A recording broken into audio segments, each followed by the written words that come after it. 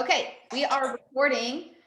We've got a lot of awesome people here to talk about their experiences as pilot training instructors. We've got Captain Castaneda Rowe, who's currently at Pitt Shepherd. We've got Major Boudreau, Captain Deline. Let's see if I'm missing anyone. All can talk about their experiences as pilot training instructors, and especially what it's like right now, because I know it has already changed so much since we were there. So let's see, Ro, do you want to start us off and just kind of give us a background, just for the new people who have already showed up since you've left? Okay, sure. Hey guys, Ro here. I'm at NJEP right now. Got here middle of September, so just been here a couple months, and I was at Travis before that since middle of 2017. And then before that I was in Columbus, so the NJEP change was a little drastic for me, a little tough because dealing with all the different types of people at NJEP, all the call signs, was a little weird, but NJEP is super worthwhile and super fun, very laid back, but probably the hardest thing I've done other than the admin side of being an aircraft commander and that process. But it's great for me because of my family. Not so much right now because it's the winter storm over here. I don't know if y'all heard about it, but it's pretty awful. Power goes in and out. We can't drink our water anymore. But overall, the pit lifestyle has been great. So if you got questions regarding like the training and how it's changed, I got you for that. Everything's getting condensed. That's like the big change is that they're eliminating a bunch of stuff from at least the NJEP syllabus and probably the Randolph one too. So like at least for us here, a lot of the formation stuff is being pushed to the 38s, and we're getting rid of a bunch of instrument stuff, and they're doing it all in a sim. But from like the guys I've talked to that are in student training, they're all enjoying it and loving it. So can't see what the other side of it is yet, but it seems fine so far. Awesome, thank you. Yeah, we'll definitely come back to you so you can speak directly to how Pitt is, and especially NJEP specifically. So Major Girl, I'll toss it over to you. If you want to give us a little background, what school you went to, all of that good stuff. Sure. I was Academy of 2011, then Del Rio by the Sea. It was a great time. Then Kelly, Travis from 17 to 19, then Pitt, and over to Columbus until just recently. Got here in December of 20. Yeah, and that's pretty much my career so far. Awesome. And then Deline, if you want to also give a quick intro. Yeah, hey, Captain Deline. Just came from Columbus in October or so. Originally Academy 2013. Did grad school for a couple years in Houston as my first assignment, and then from there got to Columbus in 2015, pilot training, and stuck around until May of 2020. So T1 instructor pilot from 2017 to 2020. So yeah, I can field any questions about the T1, and my knowledge is a little bit outdated, but had a little bit view of kind of what they were looking at as far as changing the pilot training program a year and a half ago. So it's probably changed a lot since then, but yeah, just let me know if you guys have any questions. We also have Captain Riley here with us, who kind of worked the opposite side of me. So I was a student flight commander. He was an actual flight line flight commander. So he will give a very good kind of peek behind the curtain on that lifestyle. So he's ready to introduce himself. Yes, please go ahead. Hey, I'm Rob Riley. So I went through pilot training at Columbus. I was a ROTC guy out of Arizona State, and then pilot training at Columbus. And I was a KC-10 guy here, and then T6 to Columbus, and now I'm here. So I was in pilot training from May of 2017 until September of 2020. Thank you. Well, I'll direct this question to you both, Major Boudreaux and Captain Riley. Can you talk a little bit about what it was like coming in as a second assignment guy versus like maybe being a FAPE, if there was a difference going into pilot training, having been at a different airframe first? The FAPEs are going to be the workhorses of the squadron. They're like the captains, the captains of any squadron. As a second assignment guy, you're a very quick, you could say, upgrade to becoming the, assistant flight commander and then a flight commander. It's a very quick process. They give you the reins of your flight very quickly. So it's a quick, like kind of exponential growth curve. So you got to be ready, but it's good to, take on that responsibility and just actually have the reins of a flight, which is like a mini squadron, really, because you make decisions based on what you think is best and how to get your flight to where they need to be and get your students graduated where they need to be. That's more the flight commander kind of side of it, and Rob probably will have better of that, and I can tell you more about the student squadron side. Yeah, he pretty much hit the nail on the head. Being a flight commander was the hardest job I've ever had. It was a long 11 months, but it was definitely worth it. There's the student side of the house where you're getting them graduated, completed, and trained and all that. And then there's also, so you talked about the FAPEs, but they also need a lot of work and mentorship. So I spent a lot of time working with younger instructor pilots, trying to fix them or Build their airmanship. Yeah, they would do things where, so they're really good T6 pilots, but they do some things that it's like, they don't have that, like the A code, they don't understand the significance of that. And here where you go through 2 or 3 years before you can upgrade, and then it's a huge deal. They don't get that. So they don't really understand the responsibility that comes along with that. So I enjoyed that piece of working with the younger folks and kind of trying to steer them in the right direction. This question will go back to you both. Don't worry, I'm not forgetting everyone else, but specifically, again, as second assignment individuals at AETC, what was a day-to-day life look like? Yours is going to be a lot different than mine, at least when I became a flight commander. Yeah, so like we kind of mentioned, the quick upgrade. So when you first get there, they're going to give you some random job in the flight, like scheduler or use some or something like that, where you can expect to fly at least on the T6 side of the house twice a day, every day. And that's really just to kind of get your feet wet, learn the airplane, learn the students. I'd say it took about 6 months to kind of really feel comfortable with what the students are going to try to do to you. And then after that, then I was an AFC, and I think it was probably pretty similar for you. Yeah. Did that about 6 months and still double training every day. And then usually about the year mark is when you'll take some kind of flight commander position, either inside the squadron or outside the squadron. As a flight commander, I was still double training pretty much every day, which I think is a good thing. I think most folks would rather fly than do the queep. But the flying opportunities are out there. You can fly as much as you want. I don't want to say you can fly as little as you want, because the expectation is that you're going to produce. Yeah. How many hours a day were you at work every day? So that was the bad thing. When they talk about 12-hour days, they really were 12-hour days. And the flying, it takes usually about 3 hours from brief to debrief for one flight. So you do that twice, and then the rest of the 6 hours is just grade sheets and queep and formal report and meetings and just the daily grind of running things. But I would say one of the good things about being a second assignment person is you get some unique opportunities. So I left as an evaluator. I was an FCF pilot. You can get jobs outside the squadron if you're looking to check the group or wing box. So the opportunities are out there, but the days are long.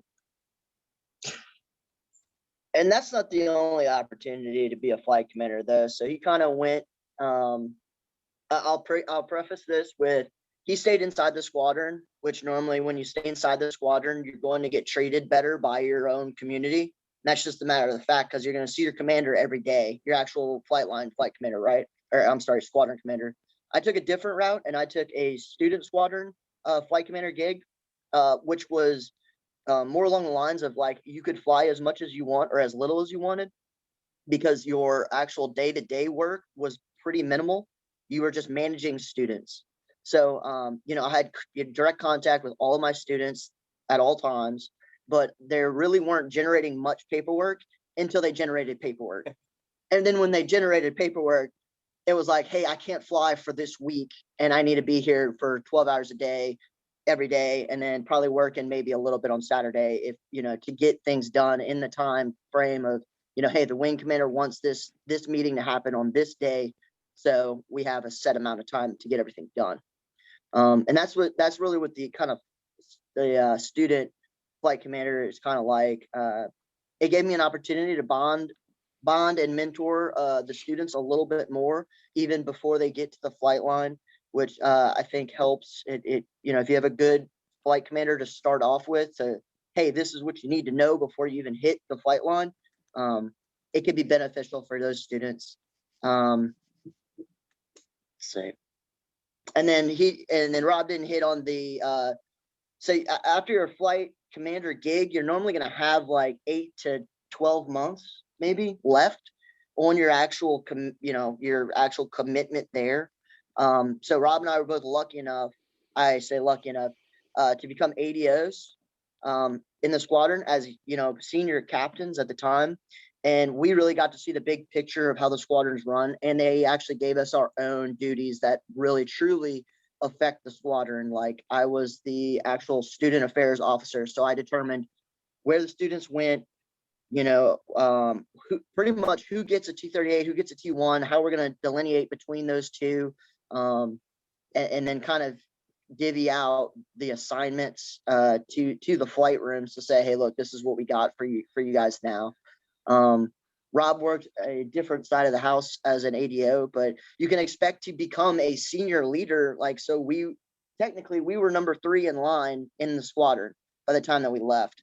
There were lieutenant colonel ADOs, but we had FA authority to sign. The FAPEs would come and ask us to sign their orders to go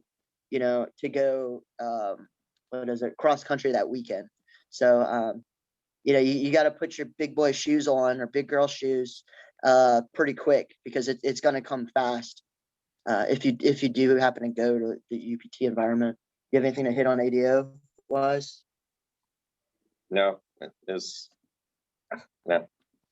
Okay, we'll quit blabbing. That's awesome. That's great insight. Thank you both so much. That was very helpful, especially second assignment. That's what most of us are looking at. I'll pass it over to you, Ro. You are in a different, I would say, special situation going to NJEP, which most of us, didn't experience. But if you want to talk to what Pitt is like, I'm sure it's different than what Pitt and Randolph is like, but kind of what your day-to-day looks like, and specific to NJEP, like NJEP isms for people who might be going that route. Like we just saw Cody Morgan will be going over there. Yeah, so NJEP right now, at least from what I hear on the student side, they're doing like all the formal brief stuff at home, kind of. So they're doing like a Zoom formal brief, and they're still trying to hit the 12-hour days, but that's tough because the group wants everybody to go home as soon as possible, with how at least Wichita Falls was kind of doing badly with the COVID numbers. But on the Pitt side, we're off in our own separate building, so we're kind of secluded from everything. I pretty much just show up to brief and fly and then go home. And the good thing about Pitt right now is there's so many of us that we're pretty much only doing one thing a day. So we can focus on that one thing, whether it's formation or contact or instruments. It's built the same way as you guys remember UPT, with the exception of there's an extra block or 2 of instruction, which you get checked out in T6, and then like 7 rides later, you're instructing fake students, which is the tough part. But the day-to-day life is really great. We fly almost 2 hours. We do 1.7 sometimes, 1.8, just to fit in the pit stuff. So that can be kind of long, especially when you're flying and doing everything and teaching. But similar to UPT, just adding on a tactical formation as well, and then 2 ship low levels. We have 2 ship low levels at NJEP because of the T-38s. And then for those of you that don't know, here they go straight to T-38s no matter what, after T6s. And they've expanded the sim syllabus to add, I think it's like 20 extra sims of instruments. So when they get to their first ride on the flight line, they do a transition block. So they're doing contact and instruments all at once. So they're doing like 1.5-hour rides. And then what was your other questions? So what is like the structure of pit like? So when you show up, how many check rides do you have? How long, or like what are the rides consisting of? So we have 5 check rides total. One of them is a Form 8 to get checked out in the T6, and then contact check ride, instrument check ride, formation check ride, and 2 ship low level check ride. And the only one that's a Form 8 is the first one, and then after that they're all like the UPT ones. They're called bubble sheet. They call them bubble sheet check rides because they're just grade sheets. And then pits run by the reservist. At least the people who are flying in pit are mostly reservists, and then the flight commanders are usually 2 international guys. My flight commander is an Italian, and the other flight commander is a German. But they're pretty laid back. They know, especially for us, that we're not used to flying a tiny little sports car like the T6. So they cater to that. Like I flew a lot of my transition rides with a KC-10 guy because he was better able to teach me how to transition to land in the T6 after transitioning to land the C5. And then there's also F-16 guys and like guys who are fighters, they fly with them. So they're really good about putting you with the correct instructors. And we have a civilian scheduler who's great about continuity. So I flew transition with 2 pilots, and then I flew contact with 3 pilots. So you get really good continuity, and they really get to learn how you learn yourself, which is probably my favorite part about this new training.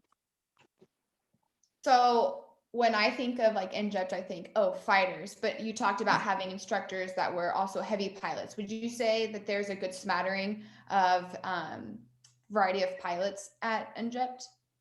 The majority of the T6 guys at NJEP are C-17 and 135 KC-10 guys. I'm the only C5 guy currently that I know of. I've been asking around, I haven't found anybody, but most of them are C-17 guys. And then there's a girl who's in my pit class that's a E3 pilot, or she was E3s in Alaska. But yeah, the majority of the flight line guys are heavy guys. And then the fighters guys go to 38s. That is awesome. You said earlier that you said NJEP was maybe one of the hardest things you've done since maybe initial pilot training. What would you say is like the most difficult part, or you found to be difficult? Currently, it's the error analysis and trying to figure out what your fake student is trying to do, all while saying the correct things, flying the airplane, not getting violated.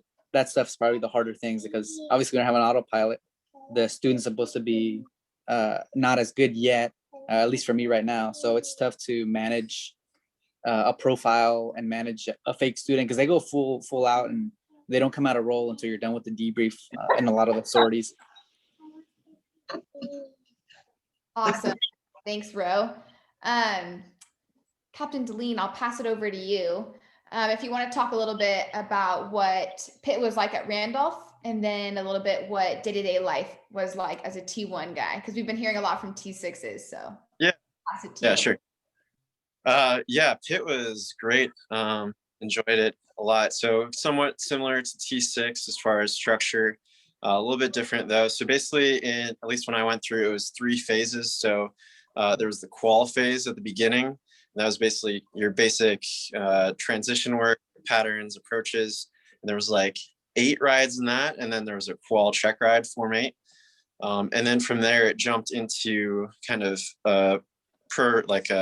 it branched out. You're doing form, airdrop, AR, nav, and trans. You could do any one of those sorties, sometimes two in one sortie. And that's where you're kind of working on talking and flying. They're not doing any student errors or anything like that. They may talk about it a little bit, but basically you're working on doing all those things while you're flying, basically kind of talking through everything you do. And then once you're done with that phase, there's a check ride, but it's not Form A check ride. It's kind of just like what a UPT check ride would be, where it's just grade sheet like he was talking about. And then it goes into the instructor phase. And that's 5 or 6 rides. And it's exactly as he described, where they're making student errors. They're, in roll the whole time. And you're there to try to, a lot of times it's about catching their mistakes almost, as well as try to figure out how to coach them through stuff. So it's 5 or 6 rides of that, and then a Form A check ride. It's not usually, it took about 3.5 months or so for the T1. I think they've done a little restructuring, but I think they've actually gone back to more of that kind of structure. But usually you knew exactly when you were going to fly. It wasn't like pilot training that had a board up and they had you scheduled in advance. So you knew, hey, this week I'm going to fly this day, this day, and this day. And you could kind of prepare for that. There's no stand up or like formal GK. It's kind of big boy program. So it's all on you. So if you're not flying, you're kind of just studying on your own time or hanging, in the squadron, but there's not really, what you'd think like of UPT, of stand up or GK, etc. So that's kind of. I'll catch you before you talk about the day-to-day, stick to pit real quick. When you were going through as a FAPE, did you have were you going through with second assignment people, or did you see that maybe pit was different for them at all? Yeah, so usually they pair the step with, usually like the oldest guy gets paired up with the youngest FAPE, and it kind of just goes down from there. But if there's multiple FAPEs, we're definitely always paired up with second assignment or third assignment guys that kind of call it like seeing eye FAPE, just because, we were flying the plane so recently. So as far as like the hands and the mechanics, a lot of times like that's a lot easier for us to carry over than someone coming back to the plane that hasn't flown it in a while. So we have a little bit of continuity there. We don't have like the general kind of overall breadth of experience that the second assignment or third assignment guys bring. So that's where they can kind of coach us like, hey, this is the things I've seen, or like kind of the overall type airmanship experiences they have. So yeah, usually they pair you up and you kind of help each other along as you go through. So like in that first phase, you're always flying together, you're doing sims together, and then they kind of break you up more and more as you go along towards the I phase. But really you're just you're helping them with the mechanics and kind of what you remember from recently, and they're kind of helping you with some of the airmanship, overall big picture stuff. And it seems like usually it works out pretty well. So Sweet, that's awesome. That's good to hear too. Just thinking about going back to like a T1 or T6 and trying to remember all of the specifics of it, the boldface and whatnot. So it sounds like it'd be awesome to be with someone who just came from that fresh and can kind of give you the insight to all of that. So that's comforting to know. yeah. And then if you want to talk about T1 life and what that was like day to day. Yeah, T1 life. So it changed a little bit with COVID, obviously, but again, coming from a FAPE, like they were talking about earlier, it's going to be different experience as a second assignment. Going in, they were kind of talking about FAPEs being the workhorse in a sense. That's kind of true in a way, as far as the FAPEs do a lot of the flying in the squadron. Like usually, I think the expectation our squadron is FAPE, you'd fly as a T1 guy, like probably 4 average days a week cross country, whenever you could get them. And then MWS guy coming second or third assignment, it'd usually be probably 3 and then sometimes 2 times a week. And they're kind of going more into those leadership roles. So just kind of hit on what they said earlier too. What I saw second assignment guys coming in, usually they put them as scheduler for maybe like 2 or 3 months, depending where they're at. AFC soon after that, and then kind of depending what year group you are, they'll probably put you in a flight commander type leadership role pretty soon. So as far as week to week, yeah, usually flying 2, 3, sometimes 4 times a week. T1, obviously different than T6, longer flights. So if you're going to fly a local, it's usually 3.5 hours, just a hair shorter than the C5 locals. Kind of similar to what you'd be doing on an air-land sortie. You're either doing trans, so a lot of patterns, like 15, 20 patterns sometimes, or nav, just doing mostly approaches or formation. And yeah, that typically the flight itself is 3.5 hours with the brief, a debrief, and grade sheet. It's probably gonna take you at least 8 hours throughout the day. So if you're flying local, that could take up 8-hour chunk of your day. If you're flying an out and back, that's pretty much guaranteed 12-hour day. So brief, debrief, and then grade sheet, 12, maybe a hair over for the instructor. So those are long days. They're talking about long days. There are some long days. And also, I guess the difference I noticed here versus there is like there's always students that you can, be talking with. So that kind of never goes away per se unless you're in between. So there's kind of always something you can be helped out with. But on the other side, it's pretty incredibly rewarding to you to kind of step them through the program and see them through the end of it. But as far as I could tell, the MWS guys that were there second assignment, they were loving life for the most part. They had a good time. A lot of them wanted to go there, at least T1 land. I think for some of them, it was a little bit more longer days than they thought, but I know a lot of them enjoyed the lifestyle of, hey, like I can take leave or, I can go be with my family, a little bit more flexibility there. And the other guys that were actually there second assignment guys can tell me if I'm wrong, but for the most part, people, if anything, were trying to stay there a little bit longer. They were extending, etc. So I don't know if I kind of deviated from your original question there. So if you have any additional ones on the day-to-day, I can speak to that as well. That was awesome. Thank you.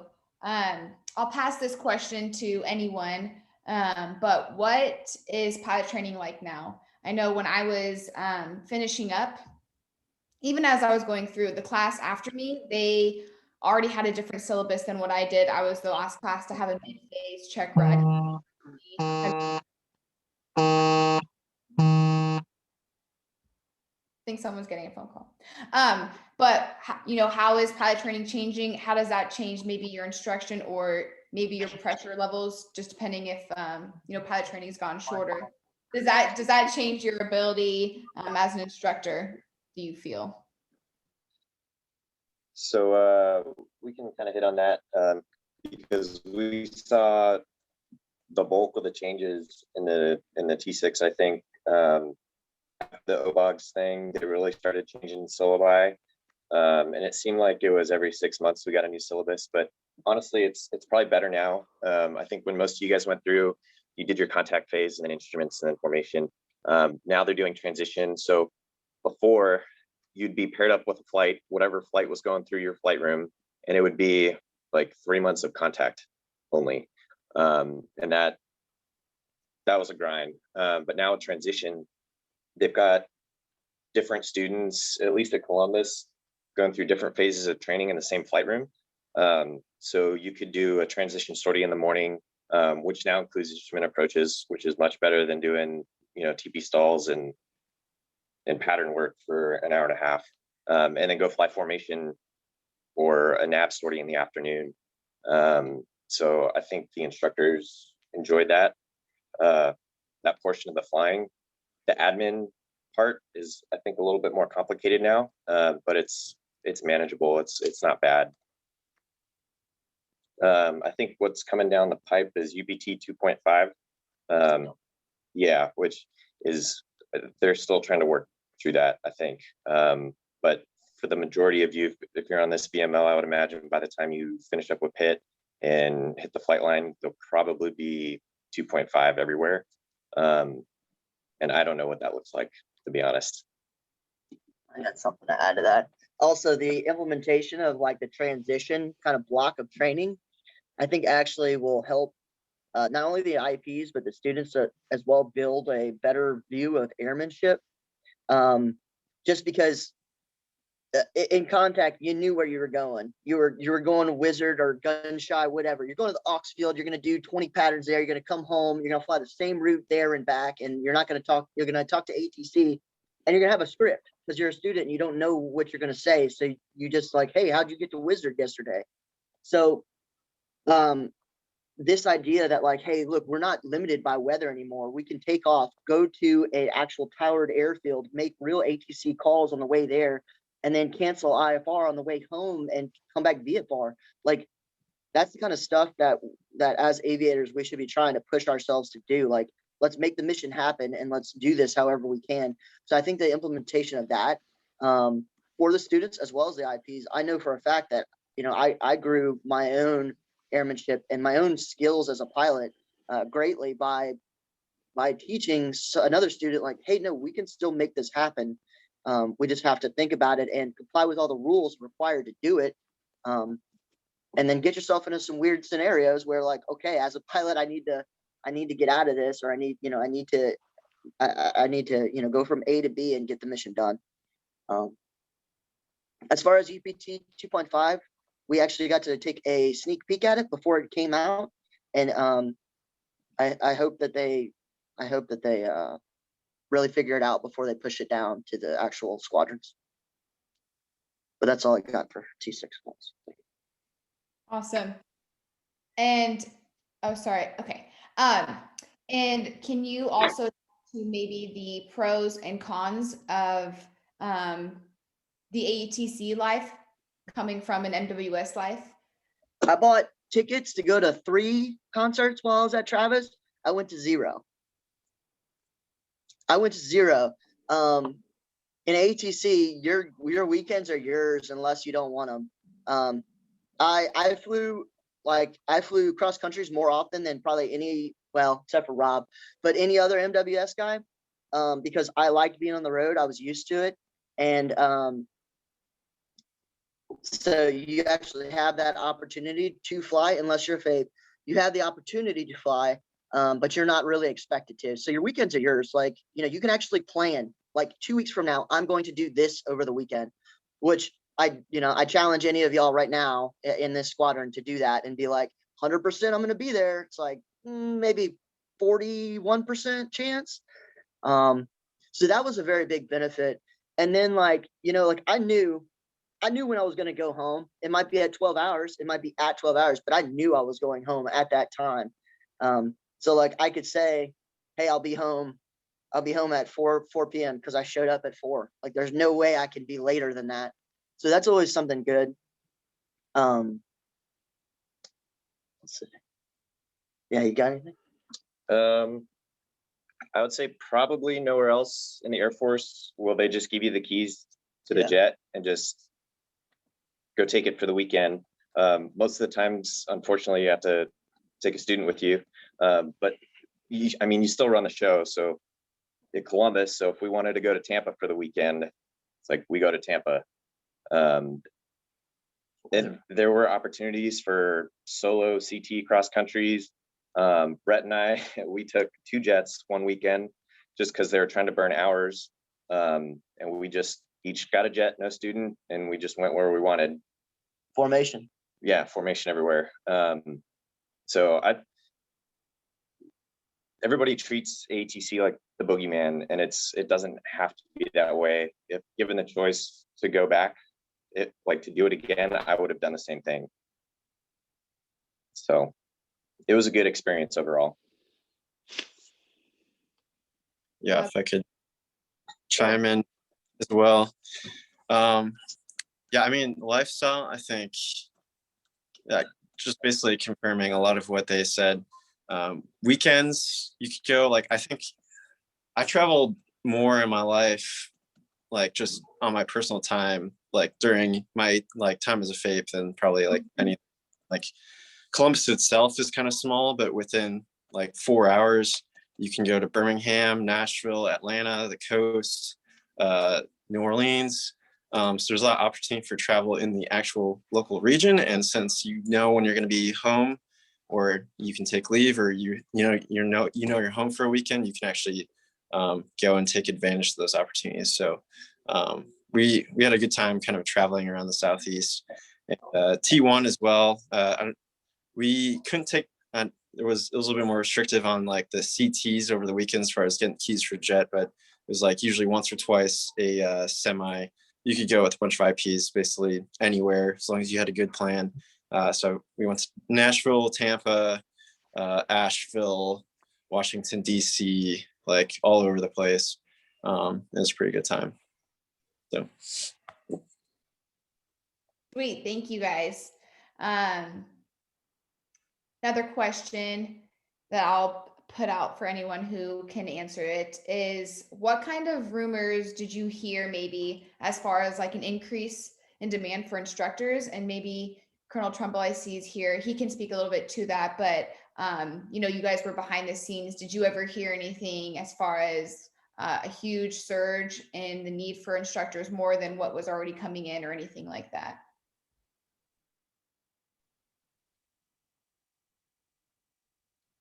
And that's okay if you didn't.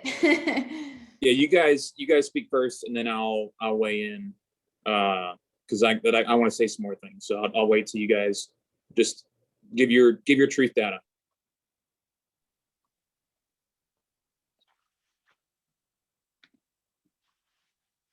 All Yeah, right.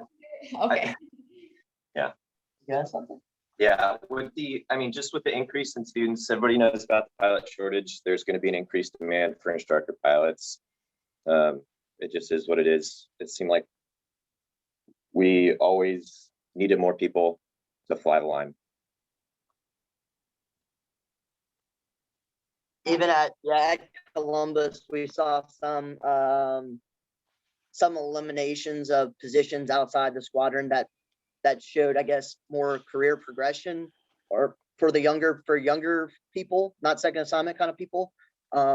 We saw elimination of those positions to actually backfill and actually pull people back in the squadron to get those 2 sorties a day out of those people instead of just their one, and then they do whatever, you know, paperwork that they need to do. And then as far as just the makeup of what AETC is, right now, I guess, you know, the T6 squadrons right now are mini fighter squadrons that are manned by 99% MAF guys. It feels like, you know, you got a lot of FAPEs that are T38 guys that get FAPed into the T6, and then 99% of them are MAF guys that are actually running the squadron. So that in itself, you can see that they're you know, they're pulling most of their people where they can, and that is because you can see it kind of rippling down the line, the fact that the fighters are undermanned, so they can't take those dudes. So they look at the next, and then the next, and then they say, okay, well, you know, we can take a MAF guy and teach him how to teach a T6 guy, especially because, you know, 70% of the dudes that fly the T6 are probably going to end up in a heavy aircraft anyway. So that's my take on it.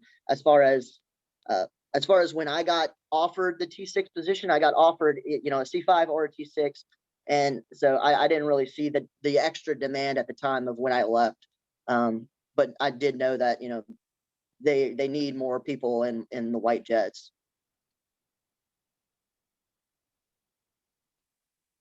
All right, Eric, do you have anything to add before I weigh in? Again, I mean, all of what they're saying is very true. So I mean, it was getting busier towards, I guess, the second half of my FAPE career. There's a lot more students than there was previously. The flights had more students in them, so that's just something to expect. And they're pulling in more people, but it was definitely, I mean, it was busy, a lot of flying, a lot of students, but yeah. Okay, quick question to you guys, and this is for the, you know, for Riley and Boudreaux.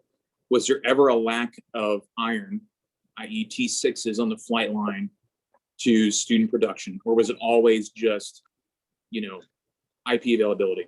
What was the limb fact? So Columbus kind of went through a unique situation in that they changed over the maintenance contract a couple times. And the last one, they found that they were flying all the jets into phase. So at one point there was 99 tails on the ramp, and we could fly maybe 25 of them. So they were working through that, and that was an iron limitation, but that was temporary. Okay. So my point being to folks in the C5, our community, we're used to iron being a huge limit, right? Like, is the tail good or not? Even up to like you taking the runway, Fred's going to throw a wrench in your plan, and you're gonna be like, well, we're gonna get taxi training, and that's it. That includes on missions as well. When there's a mindset shift, and I'm gonna get into more, but there's a mindset shift when you go to ATC. When you wake up in the morning and you're like, I'm gonna go fly today. There's like a 99.9% chance you're going to fly today. Like, that's going to happen. So your ability to kind of get amped up and meet those expectations of what you want to do that day are hugely, bolstered in my opinion. And there is value to that, in my opinion, having two assignments in AETC. So there's that to consider as well. And I'm going to throw this disclaimer. I wanted to say this first was, of all the folks that spoke today in row, it's glad to see your face, brother. I'm excited to see you doing well down there. I knew you would. I'm excited you and your family down there in Fort Worth. So welcome back to the team virtually. So none of the folks that joined us today are paid actors. I did not tell them to say one thing or the other. Like, it was just straight up, you guys just tell your experience, whether it's good, bad, ugly, in between, just tell the truth, and they would, but they know that there's a pressure to get hired, you know what I mean, down there to this big draw that's occurring in the ATC. And the longer I'm in the Air Force, the more I can see through this crystal ball of the future in the C5 and also in Air Force. And what I think happened was, with COVID, someone smart on the staff, whether it was Headquarters Air Force or an ATC, said, hey, we have an opportunity. As cold-blooded as it kind of is, they said, let's pump up AETC because none of our third assignment folks are leaving because the airlines aren't hiring. Let's pump it up and get through this bathtub. Like, straight up, that's what I think happened. I'm being just perfectly honest with you. Some one-star or colonel was like, we have an opportunity, let's just do it. And then they communicated that in the Chief of Staff Air Force letter to AFPC, much like I talked about 2 weeks ago during my officers call. It's been recorded, and the plug is I think Cosmo Kramer put the plug in on Slack. So take a look at that. That, in my opinion, is what happened. Why? Because the LimFac, when we purchased the T6, was never going to be the iron, right? Because it was purchased to replace the T37. We had like 400 of them. It was ridiculous. And the intent always was to go back to a single track UPT syllabus. So we overbought T6s, and they're utilized. Sorry, guys.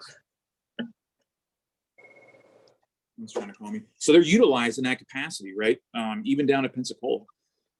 So my point being is that if you're gonna go fly, you're gonna go fly. I think it's gonna happen if you're scheduled. If you're a second or third assignment individual, you've got way more power over your schedule. I can guarantee you that as a fate, you just kind of get crushed. But that's your role. You know your role, you fill your role, and you just go fly.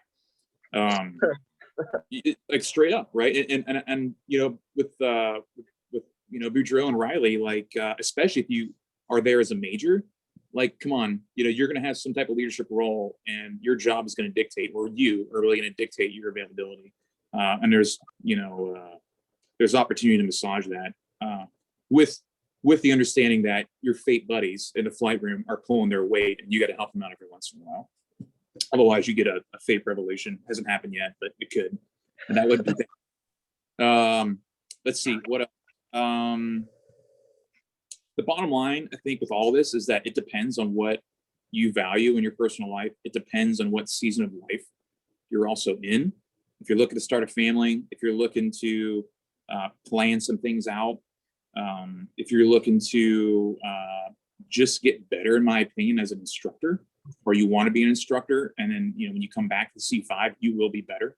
Like, I have no doubt that Riley and Boudreaux are going to be awesome IPs because of what they learned, and then when we bring back Rose someday, hopefully, because of what they learned going through Pitt, because Pitt's hard, and what they learned during those 3 years of flying the line. Like, weird stuff's going to happen. Weird stuff's going to happen with your students in their head, physically. They're going to throw up. There's going to be things are going to occur. You're going to be like, I did not see that coming. But guess what? You're just going to make it happen. You're just going to make it happen. And when you come back to Fred, and Fred or somebody on the crew or support, COVID throws a wrench in your plan, you're just gonna be like, got it. This is just Tuesday. No big deal. We'll just roll with the punches. And you're gonna have these young co-pilots looking at you like, what? This is huge. And you're like, no, man, we got this. We're gonna be just fine.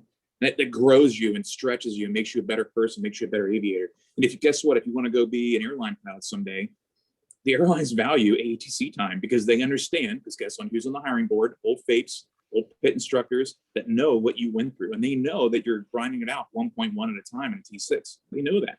And that all those hours that those regional pilots are logging are not created equal. They're not to what you're doing. So there's often multipliers in your application package. So to everybody, obviously I am an advocate of AETC. I think it's awesome. But as a sitting squadron commander in the C5 unit and DO prior to me taking the seat, I also know that I got to retain talent. So there's two sides to the coin.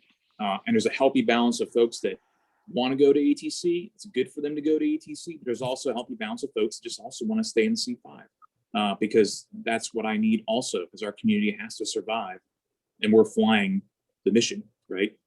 Our mission is operational. So that's that. I'm just going to turn it back over to Lily or the crowd. If there's questions, I'm an old pit instructor and an old FAPE. So there's my dad is obviously older than the guys that they're online right now, but I can at least talk to the career piece a little bit, and definitely a mindset shift in T6 land because in the words of our wing commander, Colonel Simmons, who was Vance wing commander, the fighter pilots in the Air Force right now are being chosen by C-17, C-5, KC-10, and 135 pilots, period. That's what's happening. That's happened. That's the truth. So that's a mindset shift for you as well. And I know that Riley and Boudreaux kind of hinted at that. So, all right, over to Lily. Okay, thank you, sir. I have one last question and then we can open it up for questions. But this question is especially to Major Boudreaux and Captain Riley. What advice do you have for current muleys looking to make AETC a next assignment as far as mindset or things that we should look into or anything really before we make this a next assignment? Any advice?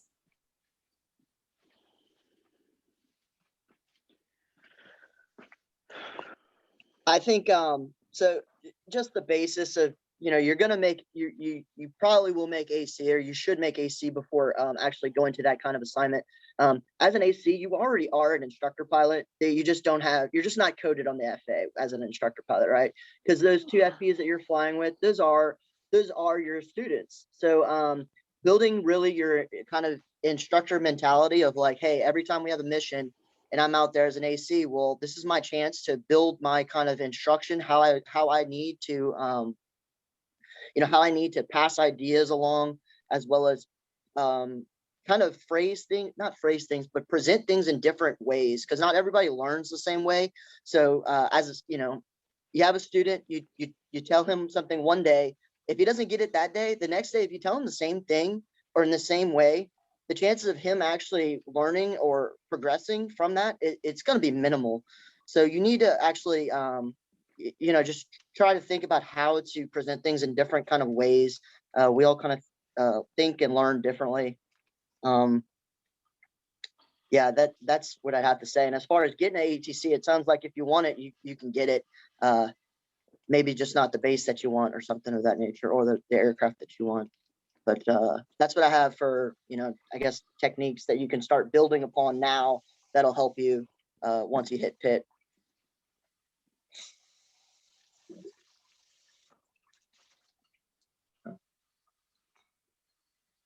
I guess. And Ro- okay. Sorry. Go ahead. Come on, Rob. I say, bro, you can also. Okay. Go ahead, Captain Riley, if you have something. No, I was just gonna kind of reiterate. It's like, it's not the boogeyman. It's not the worst thing in the world. I think most people really enjoyed their time there. So if you do get tagged with something that maybe you think right now you don't want,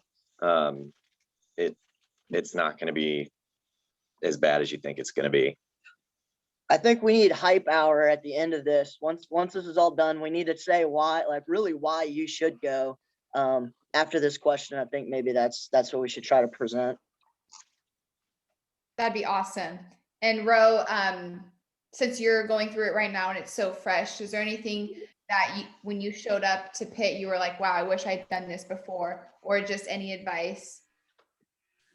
My main piece of advice is, so from my point of view, as a C5 pilot and then towards the end there, I was kind of suffering in silence. I was kind of just repressing that I wasn't perfectly healthy mentally, with missing my family and missing my son and my wife. Until one day I talked to Colonel Pollock and Colonel Trumbull about it, to try to make some moves, because for the longest time I was sad. I was just, well, I wasn't accepting it, and then finally making the move and coming here, did. I'm infinitely happier and infinitely better at flying, and I think as a person, because I'm closer to them, and then like telling my story to all the pit guys or any of my instructors that I've met. Everybody seems to be on the same page that I made the right decision, and then everybody's happy that I'm so pumped to be there and willing to learn, ready to make mistakes so I can learn even more. So my piece of advice is I'll give: if you want a steady family life and maybe you want to have a kid or something, or you want to be closer to Mississippi or Oklahoma or almost Mexico, for me, this was the perfect move. Even if it would have been Vance, I would have been happy, because I can drive home. Sometimes I don't fly until late, like 1 p.m. So I drive home the night before and spend the night with my son, or and my wife if she's not working. But the weekends I'm always here. My son's super pumped to see me every day or every other day. So that's been great for me. And then advice for starting Pit is just be ready to mess up, because you don't have an autopilot anymore, and you're probably not as good as flying the T6 initially as you remembered. So it took me about 10 rides to finally remember that the P factor is still there. It didn't disappear. But yeah, that's my advice. Thanks, Ro. Okay, we can open it up to questions or why we should go, want to go, all that good stuff. Okay, so I got two questions. The first one is, what are some rumors that you guys know about that were true or weren't true? Both FAPES and second assignment guys. What's the context? I mean, there's so many rumors about like being a FAPE or going back to AETC and all that kind of stuff. You know, is it what everyone says it was, as far as family life, as far as flying, as far as all that goes? Or are there things that you were kind of surprised about? I was actually really surprised about like the 12-hour day. You know, like I always thought, you know, that's probably people whining about it, but there definitely are the days that, you know, you're there till the 12th hour, especially as, like, you know, I was a scheduler, and I've been scheduler and the C5 squadron over here at Travis and over in UPT. And, you know, scheduler is a very hard job, and it takes a lot of time, and your whole house of cards can fall apart. So there were definitely days that I was pulling 12 hours and, you know, 1 minute every time I needed to reschedule reshuffle the schedule. So I guess that was kind of like, I didn't take that as truth until I really got there and started doing that. Granted, I talked about it how as a flight commander, as a student flight commander, I was no longer pulling 12-hour days. I know the flight line flight commanders were still probably pulling 12-hour days because they expected their students to be there for that long. But as a flight commander, you probably can set up a schedule where you don't need to be there for 12-hour days every day. And then as Colonel Trumbull said, the more senior captain you get, you're going to be able to start actually setting kind of your own schedule. Like, hey, look, I have to do this afternoon. I can fly in the morning once, and then I have to go home. But as far as rumors, I mean, I didn't really hear any rumors that weren't true. I'd like you to present a rumor that you have, and we can try to dispel it at this time. One of the rumors is that the T1s, specifically at Laughlin, like, they just didn't fly at all. I'm assuming that changed, but I know that was a big concern for a lot of the T1 guys going there. I stopped in there, and granted, though, this was 2 years ago, but I landed and I look around and they have 3 jets. Granted, Laughlin's a little different, but the T1s were not getting hours. Usually FAPES would get 1,000 hours as a T1 instructor. And I think like the high flyer was getting like 700. And the hours were cut drastically and short, and let alone with it, which is kind of good. Maybe some people like that. Maybe they don't want to fly. They just want to go there and manage a student flying squadron. But I know any rumors or updates on the T1 specifically, and I want to say that was the same thing that happened with the T6s. We were very short staffed of the having the iron there, and that this was 2 years ago. But Yeah, so T1 specifically, I know Laughlin, as you described 2 years ago, they were kind of in a hard spot as far as tails because they had the hailstorm and then horizontal stability stab cracks. So for a minute, they were hurting on tails. I want to say it's gotten a little bit better as far as like they've been able to gen up more jets. But yeah, I think it was just a period of time where they weren't flying as much, specifically at Laughlin. At Columbus, there was maybe a little period of time as well on the old maintenance contracts where we weren't always getting the tails that we were supposed to be getting. But towards the end of my time there, we got a new maintenance contract. It was actually a lot better. And at least Columbus, for the most part, you could fly as much as you wanted for the most part.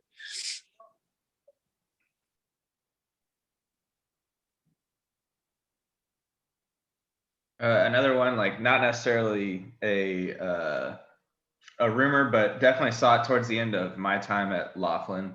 Like the FAPEs in our flight room were having and I know it was Laughlin specific. I don't know if it, at the other bases was seen as much, but they were having to go over across the street and fly sims just because the sim instructors, I just don't think there was enough of them at the time. So our FAPEs were flying like 2 lines a day and then going over and having to do sims as well.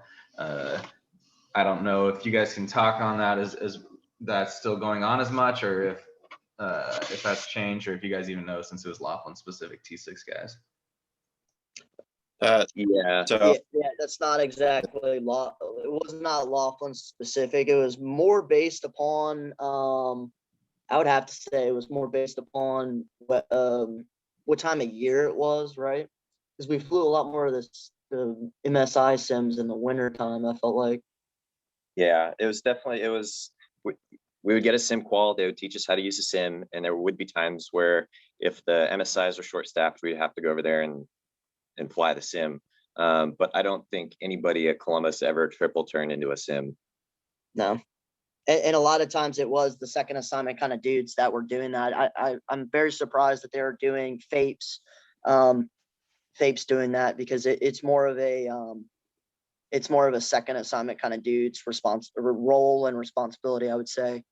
But that was for a very few and far between. There was no time that I was triple turning in the sim or doing more than one sim maybe every week, and it was mostly dependent on so AETC, at least T6s, runs on sunlight. If you have sunlight, you should be flying an airplane. When you don't have a lot of sunlight, then you in the wintertime, then you need to be trying to augment those flights with as many sims as the students are really opted for at the time. A lot of that too is dependent upon the simulator. Look, there's no AETC base where somebody's like, "Oh, I can't wait to settle down in Laughlin, Texas." So that's really all dependent on who the retirees, whether or not they want to live there or not, and how well manned they are at the time. I know that they were working on those contracts when I left AETC, so maybe going forward it will be better. I could say at Columbus that for T1 specifically, I guess in this case, there were the experienced FAPEs and above. We're getting a sim instructor qual where you could go and teach in the sim to students. And there was, I guess, a few less sim instructors that had left towards the end. So that was a thing that was happening on occasion. where you would go teach in the sim, but it wasn't really terrible or that bad, to be honest. Like maybe every once in a while you'd have to go and teach a sim, but it wasn't like you were doing it every day.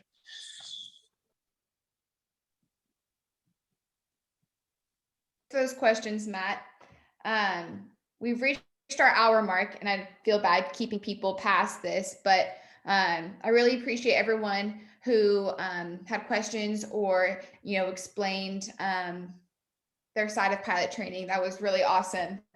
If you do have any more questions, then we just saw who we can reach out to for expertise and who have been there. I really appreciate Major Boudreau, Captain Riley, Captain Darlene, and Roe for showing up and being there for us and informing us on life as AETC instructor. I've definitely learned a lot from this, and I think everyone else has too.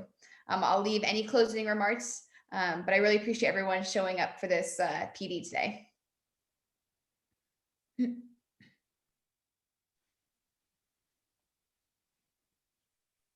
Okay, I guess that's silence is compliance.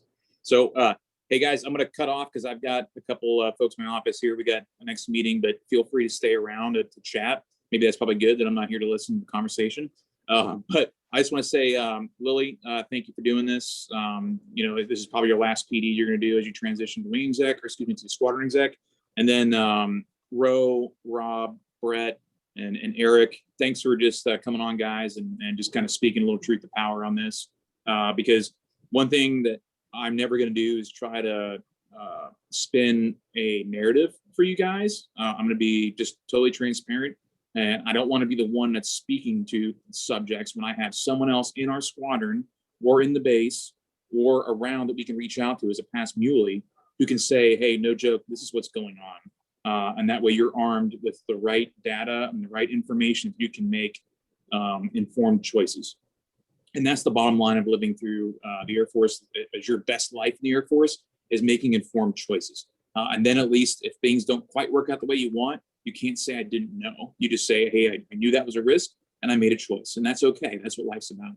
I'm just here to make sure I give you that data, provide the opportunities for a conversation with me, and I can give you opportunities to have conversations with other folks that live that life.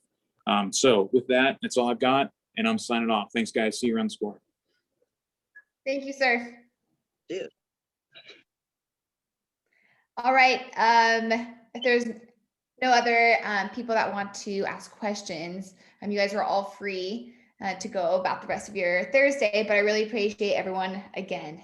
So thank you.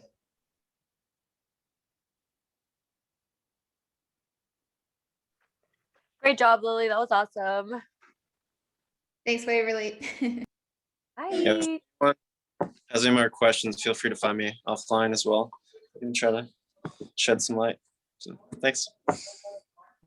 Thanks, everyone. See ya.